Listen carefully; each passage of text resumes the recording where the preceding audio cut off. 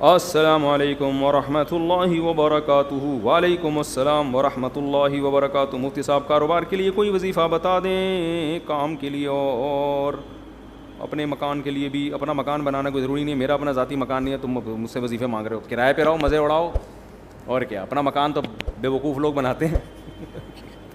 بہت پیسہ دے دیا اللہ نے اضافی, تو پھر بنا لو, ادھر ادھر ضائع ہو جائے گا. چلو اپنا مکان بنا لو, ورنہ مکان پہ بے وقوف لوگوں کا کام ہے یار.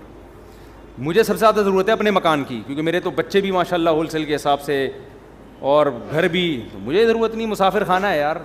آپ کہہ سکتے ہو بچے کہاں جائیں گے پھر, آپ مر گئے تو یہ تو کرایہ کون, تمہارا باپ دے گا. یہ کراچی میں تو ہر بات میں باپ کو لے آتے ہیں بیچ میں. تو بھائی اللہ نے اضافی پیسہ دیا تو کوئی پراپرٹی بنا کے چھوڑ جاؤ, وہ بیچ کے کر لیں گے کچھ. کہ مگر کرائے پہ رہنے کا جو مزہ ہے وہ اپنے مکان میں مزہ نہیں ہے. کرائے میں رہنے کا مزہ ہے کہ واٹ لگاؤ اس کے مکان کی, حقیقت ہے. اپنے مکان کا نلکا بھی ٹوٹتا ہے نا, غم ہوتا ہے. مالک مکان نے کروڑوں روپے لگا کے گھر بنایا, تم تھوڑا سا کرایہ دے کے اس میں انجوائے کرو, ٹھیک ہے نا. کئی سال کرایہ دیتے رہو گے, اس کے کروڑوں روپے پورے نہیں ہوں گے, اور تمہاری ایج پوری ہو جائے گی اور تم قبر میں چلے جاؤ گے. پھر تم بولو گے خام خامے میں نے کروڑوں روپے لگا کے اپنا ذاتی مکان میں خرچ کیا, مجھے کیا پتا تھا اتنے تھوڑے سے دن رہنا ہے. تو ہم تو جب بھی گھر میں جاتے ہیں ہم یہی سوچتے ہیں پتہ نہیں کل صبح اٹھیں کہ نہ اٹھیں. کیا خیال ہے بھائی, زندہ رہیں کہ نہ رہیں. ابے ان دیواروں سے کیا دل لگانا ہے یار, کیا دل لگانا ہے اینٹوں سے. میری اینٹ ہے, میری ٹائل ہے, بھاڑ میں جائے تیری اینٹ. زندگی ہے کتنی تھوڑی, بہت زیادہ جی لیے 80 سال نکال لیں گے. بولے تو پراٹھے جس اسپیڈ سے ہم کھا رہے ہیں مجھے نہیں لگتا میں 80 سال تک رہوں گا. صحیح ہے نا. ہم کہتے ہیں پراٹھے کھا کے مر جانا, یہ بغیر پراٹھوں کے 80 سال تک زندہ رہنے سے بہتر ہے. اللہ بچائے. ویسے جب مرنے لگتا ہے پھر آدمی یہ نہیں سوچتا, پھر کہتا ہے یار خیر. وہ ایک آدمی کہتا تھا اللہ زندگی سے موت ہی بہتر ہے. بار بار کہتا تھا تو کوئی درخت پہ چڑھ کے کسی نے رسی پھینک دی, اور یہ اس نے رسی دیکھی دعا مانگ رہے ہیں اللہ زندگی سے موت ہی بہتر ہے. تو جب پھندا دیکھا نا, اس نے کہا یہ کیا ہے. اوپر سے آواز آئی, اے میرے بندے میں اللہ ہوں, میں نے تیری دعا سن لی ہے, تو یہ پھندا گلے میں ڈال, میں کھینچ لوں گا اوپر تجھے. تو کہتے ہیں اللہ یہاں تو کوئی مذاق بھی نہیں کر سکتا. تو بہرحال زندگی کا کوئی بھروسہ ہے. بہت جی لی 80 سال جی لیں گے تو 80 میں کتنا ٹائم رہ گیا, ایسے ٹھک ٹھک ٹھک ٹھک کر کے ٹائم گزرتا ہے, اور وہ بھی بہت ہی مشکل ہے. اگلے سال کا بھروسہ نہیں ہے یار. تو کیا میرا مکان, میری گاڑی, میری سے بیوی ہونی چاہیے آدمی کی. اس میں آدمی غیرت کا تقاضا یہ ہے کہ اس میں یہ باتیں نہ کرے. باقی مکان مالک کا ہو, رہے گا کون, ہم رہیں گے. یہ تو فائدہ ہے نا. پیسہ اس کمبخت نے لگایا, بے وقوف نے, رہ کون رہا ہے, مزے آپ اڑا رہے ہو. صحیح ہے نا. اور کرایہ دار دیکھو مالک مکان کے گھر کی جو واٹ لگاتے ہیں, اس کا اپنا مزہ لگانی نہیں چاہیے, لیکن وہ ساری ریپیئرنگ وہ کر رہا ہوتا ہے آخر میں. اور پھر لوگ کہتے ہیں وہ نکال دے گا تو کہاں جائیں گے, کوئی بات نہیں, اگلی گلی میں چلے جاؤ. وہ بھی مسافر خانہ, یہ والی گلی, وہ والی بھی, وہاں سے بھی لاش اٹھے گی ایک دن جنازہ, وہاں سے بھی. بلکہ کرائے کے گھر میں اور آسانی ہے کہ جہاں چاہو رہو. اب دیکھو میرے پاس آپشن ہے, میں لاہور میں جا کے رہوں, کہ میں فیصل آباد میں جا کے رہوں, کہ میں اسلام آباد میں جا کے رہوں. میرے پاس آپشن ہے. جن کا ذاتی گھر ہے ان کو تو بیچنے میں اتنا ٹائم لگے گا. ہم نے ادھر نوٹس دیا بھائی ہم جا رہے ہیں, اور پتلی گلی سے نکل لو. مسافر خانے چلتے پھرتے ہی مر جاؤ گے بھائی. تو کہیں بھی ہمارا اسٹے نہیں ہے. یہ رہنے کی جگہ بے وقوفوں کے رہنے کی جگہ ہے. جو دنیا کا پرلے درجے کا انٹرنیشنل بے وقوف ہے, گدھا ہے, وہ اس دنیا کو سمجھتا ہے کہ رہنے کی جگہ, جس میں تھوڑی سی سینس ہے نا, پی کے نہیں آیا ہے, اس کو پتہ ہے یہ رہنے کی جگہ نہیں ہے, دل لگانے کی جگہ نہیں ہے. یہ بے وقوف اور گدھے ہیں جو ان اینٹوں سے دل لگاتے ہیں. پھر بھی میں کہتا ہوں بہت پیسہ ہے تو بنا لو. ایسا نہ ہو جن کا بنا ہوا گھر ہے وہ پھر کہیں کہ ہمیں بے وقوف کہہ دیا مفتی صاحب نے. ان کے بارے میں تعویل کرتا ہوں کہ ان کے پاس اتنا پیسہ تھا کہ انہوں نے کھا بھی لیا, پی بھی لیا, شادیاں بھی ہو گئیں, بچے بھی ہو گئے. اب ان کو سمجھ میں نہیں آ رہا, انہوں نے کہا چلو گھر بنا لیتے ہیں. اس کا فائدہ یہ ہوگا کہ بچوں کے کام آ جائے گا پراپرٹی. حدیث میں یہ ترغیب ہے کہ اگر اللہ نے آپ کو پیسہ دیا, نہیں دیا تو ٹینشن نہ لو, اللہ پہ توکل کرو, اللہ نے آپ کو کھلایا, بچوں کو بھی کھلائے گا. لیکن صحیح حدیث ہے, اگر اللہ نے پیسہ دیا ہے تو پھر حدیث میں ترغیب ہے بچوں کے لیے چھوڑ کے جاؤ, بچوں کو لاوارث مت کرو. تو کچھ اتنا تھوڑا بہت بچا لیں بچوں کے لیے. اس کا طریقہ ہے پلاٹ لے کے ڈال دیں. سمجھتے ہو, پلاٹ لے کے ڈال دیں, اس کی قیمت زیادہ تیزی سے بڑھتی ہے. جب آپ مریں گے تو وہ بہت اوپر جا چکا ہوگا, بچوں کے کام آ جائے گا. تو ورنہ بعض دفعہ ایسا ہوتا ہے کہ بچے رل رہے ہوتے ہیں, پاؤں میں پہننے کی چپل نہیں ہوتی ان کے پاس. تو اگر اللہ نے مال دیا ہے تو پھر بچوں کے لیے کچھ آپ کو بنا کے جانا پڑے گا. سمجھتے ہو. تو اس نیت سے کوئی کر لے تو ٹھیک ہے. یہ پتہ نہیں کہاں سے بات آئی تھی, یہ سوال پوچھا کیا تھا, ہم نکل کدھر کو لیے ہیں. کاروبار کا وظیفہ ہے, مکان کا وظیفہ تو میں نہیں بتاؤں گا, ذاتی مکان ضرورت ہی نہیں ہے. کیا کاروبار کے لیے میں وظیفہ بتا دیتا ہوں. وہ وظیفہ یہ ہے کہ صبح اٹھ کے جاگنگ کرو, پہلے تو فجر کی نماز پڑھو, پھر جاگنگ کرو, پھر پٹھان روٹے کے 2 پراٹھے کھاؤ. اس سے آپ کو ملے گی موٹیویشن. جب کاکڑ دن نہ ہو جائے گا. کاکڑ دن نہ سمجھتے ہو؟ نئے نئے لوگ آتے رہتے ہیں, پرانے بور ہو جائیں گے. دیکھو قوالی جب شروع ہوتی تھی نا, شروع میں آرام آرام سے چلتا ہے, قوالی میں آرام آرام سے چلتا ہے نا, ایک ہی سر میں ہوتے ہوتے پھر کاکڑ دنہ ایک دم جوش میں آتا ہے. تو کاکڑ دنہ کا مطلب یہ ہوتا ہے ایک دم ہٹو بچوں کام ہو جائے اور ایک دم طبیعت میں جوش آ جائے. تو صبح فجر کی نماز پڑھو, پھر اس کے بعد کرو طبیعت سے جاگنگ, خوب پسینہ نکالو. پراٹھے نہیں کھاؤ, جو مرضی کھانا ہے کھا لو. اس تو ہو جائے گا, کیا ہو جائے گا, کاکڑ دنہ. آپ کی اسپیڈ بڑھ جائے گی. پھر آپ پلاننگ کرو میں نے کرنا کیا ہے, اور تہجد میں 2 رکعت پڑھ کے اللہ سے دعا بھی مانگ لو کہ اللہ مجھے رزق دے. حدیث میں آتا ہے اللہ تعالیٰ رات کے آخری حصے میں آسمان دنیا پہ آ کے کہتے ہیں حل میں مسترزقن ارزق لا, کوئی ہے روزی طلب کرنے والا, میں اس کو روزی دوں. وظیفوں میں ٹائم ضائع کرنے کے بجائے اس وقت 2 رکعت پڑھ کے اللہ سے کیا مانگ لو, روزی مانگ لو.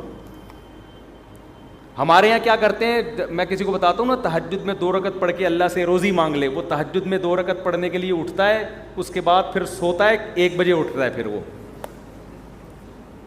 تو اللہ کیا کہے گا, مانگ تو روزی رہا ہے, کام سارے نحوست والے کر رہا ہے. روزی کو دھکا دینے والی بات ہے نا.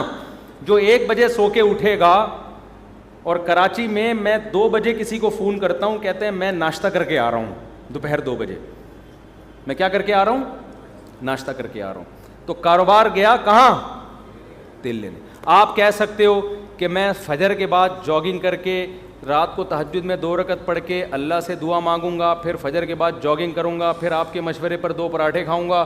اور کاکڑ دن 2 پراٹھے, یہ ویسے ہی کہہ رہا ہوں میں, مزہ آتا ہے کہنے میں یار, پتہ نہیں کیوں پراٹھے میں. باقی آپ جو مرضی کھاؤ, پراٹھے تو نقصان دیتے ہیں لیکن جو مرضی کھاؤ. اس کے بعد پھر میں جب یہ سارے کام کروں گا, میں دکان جاؤں گا تو میرے علاوہ کوئی بندہ شاپ پہ ہوگا ہی نہیں. تو کاروبار کیسے چلے گا صبح صبح؟ صحیح حدیث ہے بورک لامتی فی بکورہا, اللہ نے میری امت میں صبح کے وقتوں میں برکت. یہ میری بھی روٹین خراب ہوئی ہے, میری اپنی روٹین بھی خراب چل رہی ہے کراچی کی وجہ سے, لیکن اس کو سیٹ کرنے کی ضرورت ہے. تو صبح حدیث میں آتا ہے اللہ نے برکت رکھی ہے. اب لوگ کہتے ہیں ہم جب صبح دکان پہ بیٹھیں گے تو ہمارے علاوہ اس پوری کائنات میں کوئی بھی نہیں ہوگا, تو کسٹمر ہوگا ہی نہیں, تو کاروبار چلے گا کہاں سے؟ تو بھائی صبح اٹھنے کا مطلب ضروری نہیں کہ دکان پہ جا کے بیٹھ جائیں. صبح آپ کاروبار کی پلاننگ کرنا شروع کر دیں بیٹھ کے. آپ انٹرنیٹ پہ بیٹھ جائیں کہ یار کیا چیز پروڈکٹ مارکیٹ میں چل رہی ہے جو سستی اٹھا کے مہنگی بیچ سکتا ہوں. کاروبار کا مطلب دکان میں بیٹھنا تھوڑی ہوتا ہے, پلاننگ بھی تو کرنی ہوتی ہے نا. کیا ہو گیا؟ تو صبح آپ بیٹھو, جب جاگنگ کر کے پراٹھے کھاؤ, چائے شائے نہیں پی لو تو بھی غلط ہے, لیکن پی رہے ہیں تو کیا کریں. تو جب آپ بیٹھ گئے تو اس کے بعد پھر آپ کیا کرو, پلاننگ کرو. پلاننگ کیسے کرو؟ ایک ڈائری لو اور پین لو. دیکھو یہ انسان کی نیچر ہے, میں نے بارہا تجربہ کیا ہے. موبائل کی ڈائری میں جب آپ پلاننگ کرتے ہو آپ کا دماغ نہیں چلتا. یہ کچھ قدرت کی طرف سے یہ ہے. دماغ انسان کا جب ہی چلتا ہے جب اس کے ہاتھ میں قلم ہو. اٹھائیے نا, قرآن میں بلا وجہ نہیں اٹھا لی. میں نے دیکھا ہے کہ میں اگر کمپیوٹر پہ کچھ لکھ رہا ہوتا ہوں نا, کوئی دماغ جیسے کتاب لکھنی ہے, کوئی مضمون لکھنا ہے, زیادہ دماغ نہیں چلتا کمپوزنگ میں. ادھر آپ نے پین اٹھایا اور ڈائری اٹھا کے لکھنا شروع کیا, دماغ چلنا شروع, پھر اس کو بے شک کمپوز کرا لو بعد میں. تو آپ پین اٹھاؤ, ڈائری اٹھاؤ اور لکھو کہ یار میں نے کاروبار کرنا کیا ہے. ہو سکتا ہے 6 ہفتے تک آپ سوچتے ہی رہو اور آپ کی سمجھ میں کچھ بھی نہ آئے. تو پھر آپ یہ سوچو کہ میں اپنی سمجھ میں لانے کے لیے کیا کرنا ہے پہلے میں نے, کہ میری سمجھ میں کچھ آئے. تو آپ یہ جملہ لکھو گے سوچ بچار کے کہ یار اس کے ماہرین سے میں نے مشورہ لینا ہے. سمجھتے ہو میں نے کیا کرنا ہے؟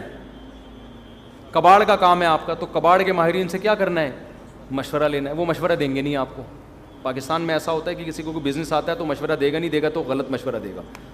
جب آپ اس کے پاس جاؤ گے کہ کاروبار چل ہی نہیں رہا, رو رہے ہیں یار ہم تو کچھ ہے ہی نہیں, حالانکہ کروڑوں روپے کما رہا ہوگا, اس کو یہ ہوگا کہ یہ بھی نہ شروع کر دے کہیں. تو پھر آپ نے یہ لائن کا اضافہ کرنا ہے کہ مشورہ نہیں لینا, اس کو کاروبار کرتے ہوئے میں نے دیکھنا ہے. تو شیر شاہ مارکیٹ میں جاؤ, دیکھو کباڑ والے کیا خریدنے ہیں, یہ سارا سروے کرنا ہے میں نے. یہ سب چیزیں ڈائری میں, جو چیز سمجھ میں نہیں آ رہی تو وہ سمجھ میں کیسے آئے گی اس کے لیے الفاظ لکھو. سمجھتے ہو؟ اس سے انشاءاللہ وہ جو آپ نے تہجد میں دعا مانگی تھی اس کے اثرات ظاہر ہونا شروع ہو جائیں گے. تو تمہارا باپ بھی پاکستان میں جس کو کاروبار نہیں کر رہا نا وہ دنیا کا بہت بڑا بے وقوف ہے. یہاں گورے آ کے کر رہے ہیں کاروبار. ایک گورا کراچی میں ہے, اس کا کبھی میں انٹرویو لوں گا انشاءاللہ, مسلمان ہوا ہے وہ. اس نے کہا ہے کہ کراچی جس کی آبادی کتنے کروڑ ہو گئی, 2.5-3 کروڑ, وہ تو گورنمنٹ غلط وہ بتاتی ہے, زیادہ آبادی ہے, 1-8 کروڑ تو ہمارے گھر کے افراد ہوں گے. تو اتنی آبادی ہے. مجھے ایسا لگتا ہے کراچی کی جو آبادی کو کاؤنٹ کیا, میرے بچے نکال کے کاؤنٹ کیے ہیں ان لوگوں نے, مجھے ایسا لگتا ہے. تو اتنی بڑی آبادی میں تو بھی اگر کسی کا بزنس, یورپ تو ترستا ہے ایسی آبادی کے لیے, سمجھتے ہو؟ گورے ترستے ہیں یار ہمیں ایسا کراؤڈ ملے کہیں ہم بزنس کریں. یہاں گورے آ کے کروڑ پتی بن گئے ہیں کراچی میں. تو کراچی میں اگر کسی کا کاروبار نہیں چل رہا ہے, اس کا مطلب وہ کاروبار کے علاوہ دنیا کا کوئی اور کام کر لے, وہ پھر کہیں بھی نہیں چل سکتا. میں نے صدر میں دیکھا گرمیوں میں ایک آدمی کولر لے کے بیٹھا ہوا ہے ٹھنڈے پانی کا, لاکھوں روپے کماتا ہے اس سے, کیونکہ صدر میں پانی چاہیے ہر آدمی کو. وہ کولر لے کے بیٹھا ہوا ہے, پلا رہا ہے, لے بھی پی لے, سارا دن 5 روپے کا پتہ نہیں 10 روپے کا گلاس بیچ کے اسی سے ٹھیک ٹھاک. گنے کے رس والوں نے پراپرٹیاں خرید لی ہیں یہاں پہ, گٹکے والے بحریہ ٹاؤن میں گھر لے رہے ہیں. جب آبادی زیادہ ہوتی ہے تو بزنس چھانگا مانگا کے جنگلات میں تھوڑی ہوگا, بزنس تو یہی ہوگا. سبزی منڈی میں جا کے دیکھو کیسے کروڑ پتی, ٹماٹر بیچ کے ارب پتی بن گئے ہیں. تو کراچی میں تو آپ نے مائنڈ استعمال کرنا ہے, کھوپڑی استعمال کرنی ہے, تو کھوپڑی بھی استعمال کرو, اور رات کو بیٹھ کے تہجد میں اللہ سے 2 رکعت پڑھ کے دعا مانگو.